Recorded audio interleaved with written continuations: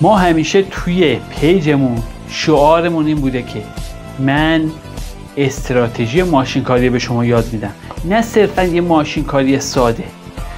به عنوان مثال نگاه کنید، این دوتا کوکساست که با دوتا روش متفاوت ماشینکاری شده. فقط داخل کوکسا رو میخوایم بررسی کنیم. من به شما نشون بدم.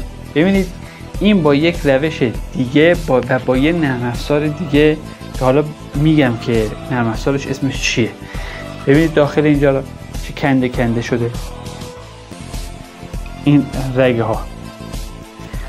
داخل این رو نگاه کنید، این دوتا کوکسا هیچ کدوم سنباده نخورده، اما خط افزار توی این نیست.